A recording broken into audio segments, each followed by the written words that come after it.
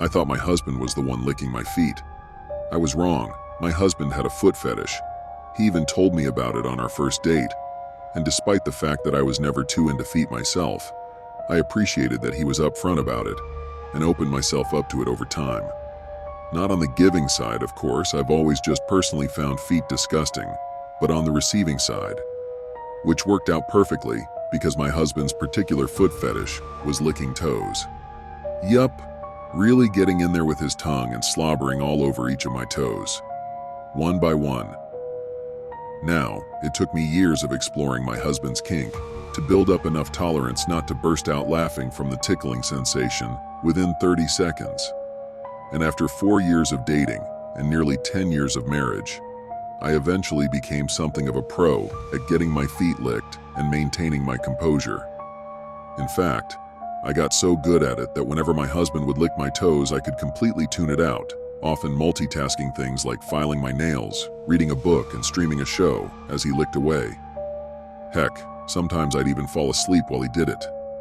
Which is why, on that fateful night in 2019, when I was lying in bed in the dark, my feet dangling off the mattress, and I began to feel a tongue slither its way up and down each and every one of my toes, I could not have been less bothered. Truth is, I probably wouldn't have even noticed that something was off, were it not for the fact that it felt as if my husband was trying a new technique, something that he had never implemented before in the 14 years that we had been together.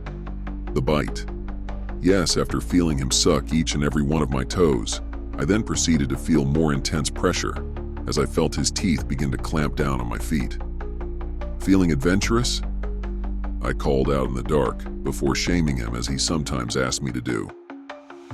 "You're a naughty, naughty boy and you're gonna pay for that."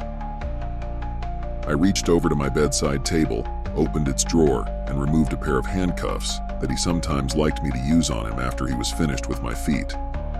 "Don't make me restrain you," I called out again.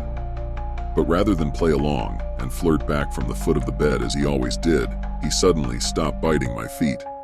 "Honey," I asked, "why'd you stop?" But he didn't reply. For a moment, there was only silence, until suddenly I heard my husband's cell phone ringtone go off in the bathroom. Ring. Ring. "You gonna get that?" I asked. But he continued to remain quiet, ignoring my question. "Fine, I'll get it," I said, as I hopped up from the bed and tiptoed through the dark over to the bathroom, its door having been closed since I retired to the bedroom earlier that night. As I approached it, I couldn't help but notice that light was emanating from underneath the crack between the rug and the door. "Honey, you left the light on in the bathroom again." I called back to the bed as I began to open the bathroom door. "I'm gonna have to punish you even more." But before I could finish my sentence, my jaw dropped and I began to shake. As I saw my husband's lifeless body just lying there in the shower, its limbs mangled, its skin pale, as whatever blood remained in it poured down the drain. I simply froze as my mind began to race. If that's my husband, and he is dead, then who the fuck was just licking feet? I thought to turn around and stare back into the dark bedroom, but I was too terrified to see who might be standing behind me. So I opted to instead walk over to my husband's body and remove his cell phone from his pocket, which was still ringing over and over and over again. Ring. Ring.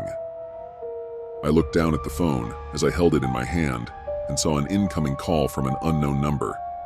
I answered it. "Hello?"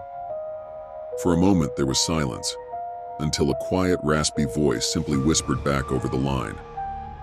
"I'm under the bed. Want to play some more?"